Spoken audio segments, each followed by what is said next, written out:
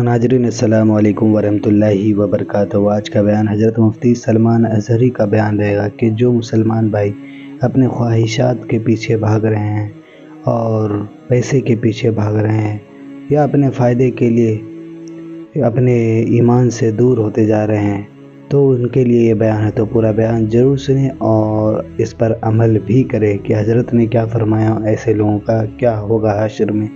تو چلیے بیان شروع کرتے ہیں، پورا بیان ضرور سنیں۔ اے نبی، کیا آپ ایسوں کی سفارش کریں گے اور ایسوں کے آپ وکیل بنیں گے جو اپنے خواہشات کے پجاری ہیں؟ اور اللہ فرماتا ہے ان میں سے تو اکثر ایسے ہیں کہ انہیں عقل نہیں ہے، وہ جانوروں سے بھی بدتر ہیں جو اپنے خواہشات کے پیچھے بھاگ رہے ہیں۔ شیخ اعظم سیدنا محی الدین ابن عربی رحمۃ اللہ تعالی علیہ، ان کی کئی چیزیں لوگوں میں ایسی بھی مشہور تھی کہ شیخ محی الدین ابن عربی ایسے ایسے الفاظ بول جاتے ہیں جو شریعت میں ہوتے نہیں ہیں۔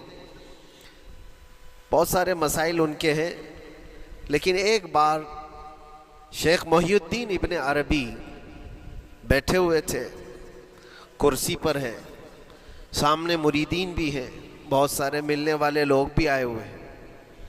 اسی اثنا میں انہوں نے ایک جملہ ایسا کہا، واقعی اگر آپ کے سامنے بھی ایسی بات آئے تو آپ بپھر جائیں۔ شیخ محی الدین ابن عربی کہتے ہیں، اے لوگوں جو تم سب یہاں میرے پاس بیٹھے ہو، تمہارا خدا میرے پاؤں کے نیچے ہوتا ہے، تمہارا خدا میرے قدموں کے نیچے ہوتا ہے۔ سب ظاہر سی بات ہے جیسے ایسا جملہ سنا تو اٹھ کر کے لوگ بھاگنا شروع ہو گئے کہ آدمی کافر ہو گیا۔ شیخ اعظم ہیں یہ حضرت محی الدین ابن عربی، جن کی بہت ساری کتابیں ہیں، تصوف میں آپ کا ایک بہت بڑا باب ہے۔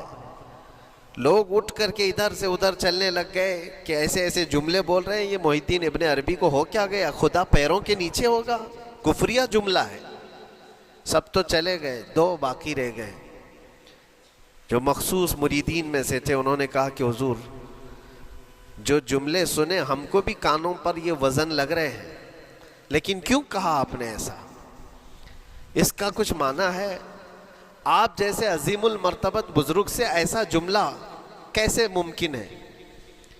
انہوں نے فرمایا کہ ان سب کو بھی تو یہ پوچھنا چاہیے تھا میرے بولنے کا مطلب کیا ہے۔ فوراً بدگمانی کیا اور بھاگ گئے۔ تم دو باقی رہ گئے، میں بتاتا ہوں کہ میں نے یہ جملہ کیوں کہا تھا۔ تو کرسی پر بیٹھے تھے اور چٹائی نیچے بچھی ہوئی تھی یا قالین بچھی ہوئی تھی جس پر لوگ بیٹھے ہوئے تھے۔ آپ نے اپنے ان دو مریدین سے کہا یہ چٹائی اٹھاؤ۔ چٹائی اٹھائی تو دیکھا وہاں پر سونے کے چاندی کے سب سکے رکھے ہوئے تھے جو شیخ محی الدین ابن عربی کے پیروں کے نیچے تھے۔ کہا وہ جتنے آئے تھے وہ اسی کی عبادت کرتے تھے، اس لیے میں نے کہا کہ تمہارا خدا میرے پاؤں کے نیچے ہوتا ہے۔ وہ خواہشات کے پجاری ہیں، میں نے اللہ نہیں کہا۔ اللہ رب العزت وہ قادر مطلق ہے، میں نے کہا جس کی تم عبادت کرتے ہو، جس کو تم خدا بنائے رکھے ہو، وہ میرے پیروں کے نیچے ہوتا ہے۔ اور حقیقت ہے میرے عزیزوں، جنہوں نے خواہشات کے پیچھے بھاگنا شروع کیا، در حقیقت وہ اپنا خدا بنا چکے ہیں ان کو۔ کیا ایسا نہیں ہوتا ہے کہ جو بندہ ضدی طبیعت کا ہوتا ہے، چاہ لیتا ہے کہ یہ مجھے چاہیے تو چاہیے، یہ مجھے چاہیے تو چاہیے، یہ جو ضد ہے اپنی خواہش کو پوری کرنا، یہاں پر کہا گیا ہے کہ وہ اپنی خواہش کی عبادت کر رہا ہے، اس کے پیچھے بھاگ رہا ہے۔ اسی لیے اللہ کے نبی صلی اللہ تعالیٰ علیہ وسلم کی ایک حدیث میں آپ کو سناؤں۔ حضور اکرم صلی اللہ علیہ وسلم ارشاد فرماتے ہیں، لا یؤمن احدکم حتی یکون ہواہ تبعا لما جئت بہ۔ تم اس وقت تک پورے مومن نہیں ہو سکتے جب تک کہ اپنی خواہشات کو میری مرضی کے مطابق نہیں بنا دو گے۔ حضور کے قدموں میں لا کر اپنی ہر خواہش کو قربان کرنا ہو، یہ نہیں کہ میری چاہت تو ایسی ہے، میں خواہش ایسی رکھتا ہوں لیکن شریعت ایسا کہتی ہے۔ یہ جب ٹکراؤ آیا تو سمجھ لو کہ تمہارے اندر ایمان آیا ہی نہیں ہے، تم مومن نہیں ہو۔ مومن وہ ہے جہاں دنیا کی ساری خواہشات وہ حضور کے قدموں پر قربان کر دیتا ہے، اس کی اپنی کوئی خواہش نہیں ہوتی۔ اسی لیے میں اکثر یہ کہتا ہوں ان نوجوانوں سے جن کو کچھ نصیحت کی جائے تو وہ کہتے ہیں کہ مولانا ہماری لائف ہے، ہمیں انجوائے کرنے دی جائے۔ یہ ابھی تو ہماری لائف ہے، ہماری اپنی لائف کو ہمیں انجوائے کرنے دیا جائے۔ نادان، کس نے کہا کہ تیری اپنی لائف ہے؟ تیری لائف ہے کہاں؟ زندگی یہ نہیں کسی کی کسی کے لیے، زندگی ہے نبی کی نبی کے لیے، اور نہ سمجھ مرتے ہیں زندگی کے لیے، ارے جینا مرنا ہے سب کچھ نبی کے لیے۔ جو خواہشات کو لا کر کے حضور کے قدموں پر رکھ دیتا ہے تو پھر وہ کہتا ہے میرے عزیزو، وہ پھر آ کر کے یہ کہتا ہے اپنی خواہشات، اپنی طبیعت جہاں سب مر جاتی آدمی کی، اس کی اپنی کچھ نہیں ہوتی، تب اس مومن کی زبان سے یہ نکلتا ہے یا رسول اللہ زمین و زمان تمہارے لیے، مکین و مکان تمہارے لیے، چنین و چنا تمہارے لیے، بنے تو جہاں تمہارے لیے، ہم آئے یہاں تمہارے لیے، اٹھے بھی وہاں حضور کے لیے۔ اس کا اپنا کچھ نہیں ہوتا، اپنی خواہش ہوگی تو میں کرتا رہے گا، اور جتنی خواہشات کے پیچھے بھاگتا رہے گا دنیا اس کا پیچھا کبھی نہیں چھوڑتی، اور نہ ہی دنیا اس کو کبھی سیراب ہونے دے گی، کبھی پیٹ بھرنے دے گی ہی نہیں۔ وہ بھوکا ہی رہے گا، وہ پیاسا ہی رہے گا جو دنیا کے پیچھے بھاگتا ہے۔ ایک مرتبہ سیدنا عبداللہ ابن مسعود رضی اللہ تعالیٰ عنہ غمگین بیٹھے ہوئے تھے، کسی بات کا غم ہوگا، نبی پاک صلی اللہ تعالیٰ علیہ وسلم کا گزر ہو رہا تھا، آپ نے دیکھا، حضرت عبداللہ ابن مسعود سے پوچھا کہ غم کیوں ہے؟ تو آپ خاموش رہے، تو اللہ کے نبی صلی اللہ علیہ وسلم نے ایک جملہ فرمایا جو آج ہم سب کے لیے سبق ہے میرے عزیزوں۔ فرماتے ہیں لا تکثر ہمک ما یقدر یکن، اپنے غم کو زیادہ مت بڑھا، جتنا لکھا ہے اتنا مل کے رہے گا، وما ترزق یأتک، جتنا اللہ نے رزق لکھا ہے وہ آ کر رہے گا، وہ تیرے پاس آ جائے گا۔ غم کب بڑھتے ہیں انسانوں کے؟ ہمارے اندر جو ٹینشن جس کو آپ کہہ رہے ہو، فرسٹریشن کہہ رہے ہو، یہ سب چیزیں انسان کی زندگی میں کب آتی ہیں؟ جب یہ اپنی لو اور اپنی خواہشات دنیا سے لگاتا ہے۔ خالق سے اگر لگاتا ہے تو پھر اس کے غم نہیں بڑھتے، بلکہ غموں کا مداوع ہے۔ اسی لیے بزرگوں نے فرمایا کہ اگر ٹینشن فری جینا چاہتے ہو تو انسانوں سے امیدیں کم کر لو، اللہ کی ذات سے یقین بڑھا لو، اس کی ذات سے یقین بڑھاؤ۔ ہم نے دیکھا ہے اپنی زندگی میں جس سے ہم ملتے رہے، جس سے کچھ خواہشیں رکھتے رہے، یا جس کے متعلق کچھ امیدیں وابستہ کر رکھی، یہاں امیدیں ٹوٹ جاتی ہیں، پھر انسان کا غم بڑھتا ہے، انسان مغموم ہو جاتا ہے۔ اللہ کی ذات سے جو وابستہ ہوا اور وہاں جو آس لگایا، وہ ہر دن بشاشت کے ساتھ جیتا ہے، یقین کے ساتھ جیتا ہے۔ اسی لیے میرے عزیزوں، یہاں جس نے بھی اپنے خواہشات کو دنیا کے ساتھ لگایا ہے اسے کم کرنا ہے۔ لا تکثر ہمک ما یقدر یکن، اللہ کے نبی فرماتے ہیں اپنے غموں کو زیادہ مت کر، جتنا لکھا ہے اتنا تجھے مل کر رہے گا۔ اس دار فانی میں، اس عمل کی دنیا میں ہم نے اپنے بہت ساری چیزیں پھیلا رکھی ہیں۔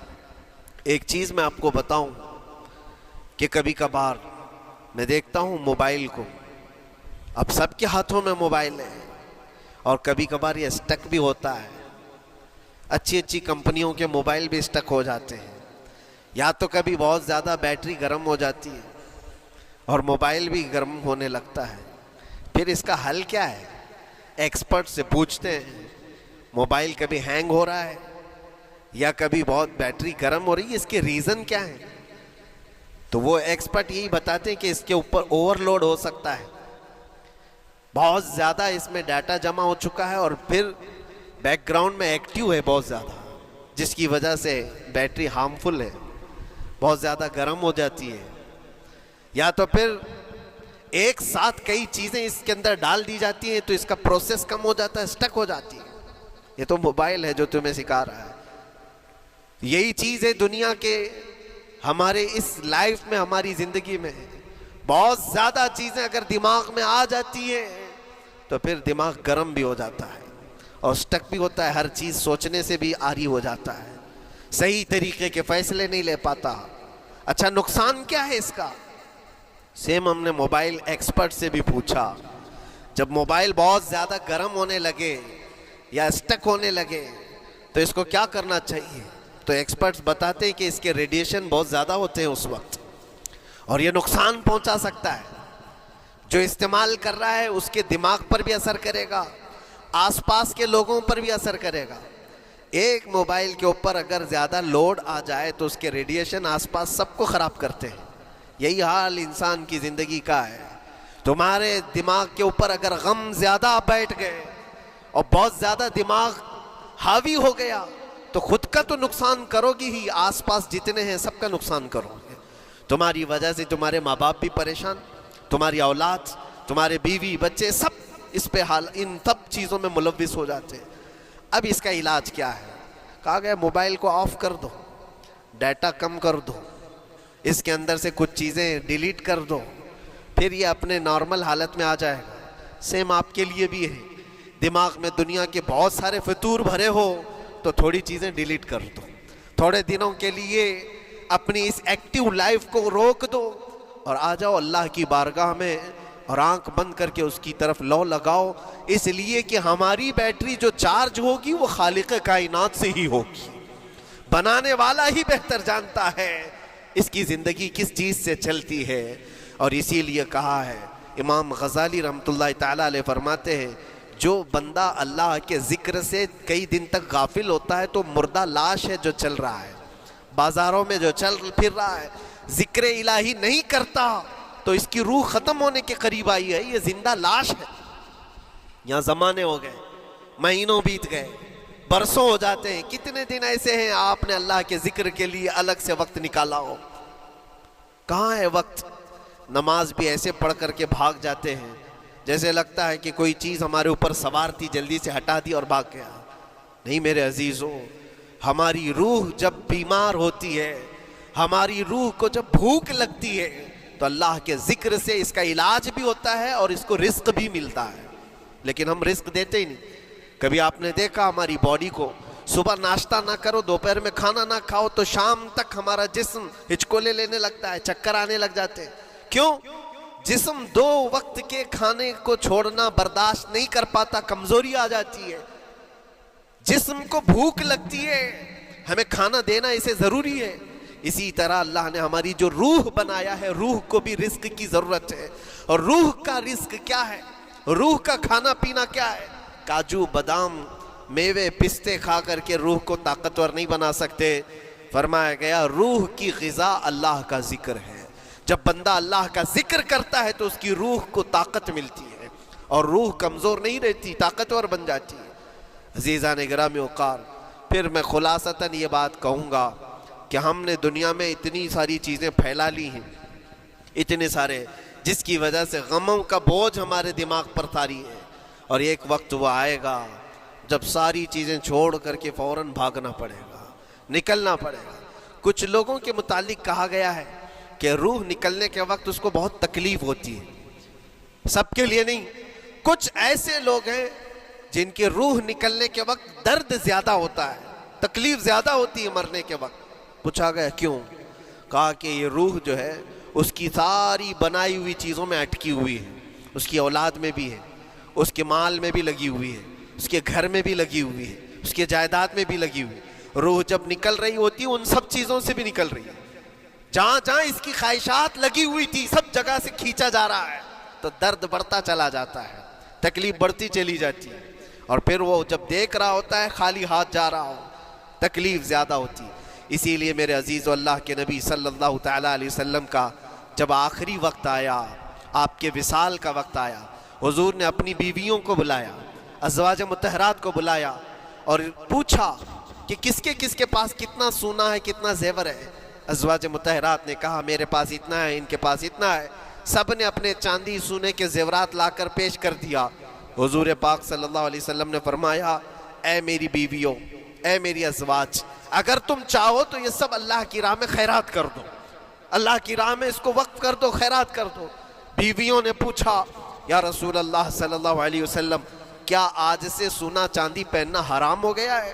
کیا ہمارے لیے ناجائز ہو گیا ہے؟ نبی پاک صلی اللہ علیہ وسلم نے فرمایا نہیں، زینت تو تمہارے ہی لیے ہے، سونا اور چاندی تمہارے لیے ہے، حرام نہیں ہے، ناجائز نہیں ہے، لیکن میں دیکھ رہا ہوں میری زندگی کا آخری وقت آ گیا، میں رب ذوالجلال کی بارگاہ میں جانے والا ہوں، میں یہ چاہتا ہوں کہ اس حال میں دنیا سے جاؤں کہ میرے گھر میں سونا چاندی کا کوئی ٹکڑا پڑا ہوا نہ ہو اور اللہ کی بارگاہ میں فقیر اٹھایا جاؤ۔ یہ نبی پاک صلی اللہ تعالیٰ علیہ وسلم کی خواہش ہے کہ میں اللہ کی بارگاہ میں اس حال میں جاؤں کہ میرے گھر میں کوئی چیز رکھی ہوئی نہ ہو، سونا اور چاندی، مال و دولت، کیونکہ میرے عزیزو اسی سے اندازہ کرو انسان اپنی خواہشات میں اتنا گھر جاتا ہے کہ اس سے نکلنا اس کے لیے مشکل ہوتا ہے، اور روح نکلنے کے وقت یہی تو تکلیف ہوتی ہے کہ کہاں کہاں کیا کیا بنایا تھا، کتنا جمع کیا تھا، حساب کرتے کرتے اس کی روح نکل جاتی ہے۔ ہم نے دیکھا ہے، میں اپنا ایک تجربہ بتاتا ہوں، عمرہ سے ہم واپس آ رہے تھے، 40 لوگوں کا قافلہ تھا، ایئرپورٹ پر پہنچے، بہت تاخیر ہو چکی تھی اور فلائٹ کا وقت بہت کم رہ گیا تھا، اور حاجی لوگ ماشاءاللہ جاتے ہیں تو خوب بھر بھر کر کے سامان بھی لیتے ہیں، کیا کیا سامان تھے سب کے پاس، اور ہمارا بار بار جانا آنا ہوتا ہے، میں کبھی کوئی زیادہ چیزیں رکھتا نہیں۔ ہم تو آگے نکلے، گروپ پورا تھا اور سارے لوگ سامان لے کر کھڑے تھے، وقت گزرتا گیا، فلائٹ جہاں چیک ان ہو رہا تھا سامان، انہوں نے کہا کہ 25 کلو سے زیادہ کا الاؤڈ نہیں ہے، اور یہاں 40 کلو لے کر بیٹھے ہوئے تھے، میرا تو تھوڑا سا لے لے، تیرا تو تھوڑا سا لے لے، ایک دوسرے کو پیش کر رہے ہیں۔ 3-4 لوگوں نے تو مجھے پکڑایا کہ آپ کے پاس سامان کم ہے مفتی صاحب، آپ تھوڑا سا ہمارا لے لو، جس کا لے سکتے تھے لے لیا۔ پھر اس کے بعد 1 گھنٹے سے کم ٹائم بچا تھا، انہوں نے کاؤنٹر کلوز کر دیا۔ میں نے دیکھا 20 سے 25 حاجی ایسے ہیں جن کا سامان بکھرا ہوا ہے، اور کیا لے جا سکتے ہیں ہاتھ میں، وہ بھی 7 کلو 8 کلو اتنا ہی تھا۔ ان کی خواہشات میں دیکھ رہا تھا، کوئی مسلح اٹھاتا ہے، کوئی کھجور اٹھاتا ہے، کوئی کہتا ہے نہیں میرے بچوں کے لیے کھلونے لیا تھا اس کو لے لیتا ہوں، وہ لے لو تو مسلح چھوڑنا پڑتا ہے، یہ لے لو تو کھجور چھوڑنا پڑ جاتا ہے۔ کسی نہ کسی طرح سے وہ لوگ آخری وقت 2-4 چیزیں لے کر کے نکل رہے تھے، اور بکھرا ہوا پورا سامان ایئرپورٹ پر ایسے ہی موجود تھا، 1-2 کلو نہیں، کتنے کلو کا سامان چھوڑ کر کے یوں ہی آنا پڑا۔ یا تو پھر فلائٹ کے سفر پہ جاؤ یا سامان میں لگے رہو، 2 ہی آپشن تھے، اور کون وہ چھوٹے سامان کے لیے اپنا سفر ملتوی کرتا۔ واپس آئے، حسرت بھری نگاہوں سے دیکھتے رہے اپنے سامان کو، اور پھر اندر آ کر جب بیٹھے میرے ذہن میں یہ بات گونجنے لگی، یہی حالت ہوتی ہوگی جب انسان دنیا سے جا رہا ہوتا ہے، جب یہاں سے رخصتی کا وقت آتا ہے اور ملک الموت سر پر آ کر کھڑا ہو جاتا ہے، روح نکلنے کے لیے بھی تھوڑا سا وقت باقی ہے، بس منٹوں میں بھی نہیں رہ گیا، جب اس کو نظر آتا ہے اب یہ سوچتا ہے اتنی نمازیں باقی رہ گئی، اتنی زکوٰۃ بھی رہ گئی، حج بھی تھا، اور بھی کچھ چیزیں کسی کے دینے کے باقی تھے، قرضے بھی تھے، کس چیز کی نصیحت کروں، کس چیز کی وصیت کروں، فلاں جگہ ایک گھر خرید کر کے اس کے ڈاکیومنٹ تو وہاں رکھا تھا، بیٹے کو بھی نہیں بتایا، بیٹی کو بھی نہیں بتایا، پتہ نہیں کس کے ہاتھ لگ جائے گا، یہ خواہشات گھومتی رہتی ہیں، وہ کسی کو بتا بھی نہیں پاتا، ادھر ملک الموت روح نکال کر نکل پڑتے۔ یہ انسان کی شارٹ لائف ہے، مختصر سی زندگی ہے، جہاں یہ خواہشات دھری کی دھری رہ جاتی ہیں۔ اسی تو ناظرین ویڈیو اگر اچھی لگی ہو تو ضرور ویڈیو کو لائک کریں، اور ہمارے چینل پہ اگر نئے ہیں تو ضرور سبسکرائب کریں، اور اللہ سے دعا کریں کہ اللہ ہمیں نیک عمل کرنے کی توفیق عطا فرمائے، ہر بلا مصیبتوں سے، پریشانیوں سے، آفتوں سے، بیماریوں سے حفاظت فرمائے۔ تو چلیے ناظرین ملتے ہیں اگلی ویڈیو میں، تب تک کے لیے السلام علیکم ورحمۃ اللہ وبرکاتہ۔ سبسکرائب کیجئے ہمارے چینل ذکر رسول کو، اور بیل آئیکن کو پریس کیجئے، جس سے آپ کو ہمارے نیو ویڈیو کی نوٹیفیکیشن ملتی رہے۔ ویڈیو اچھی لگے تو ہمارے ویڈیو کو لائک کریں اور ہمارے چینل کو سبسکرائب کریں۔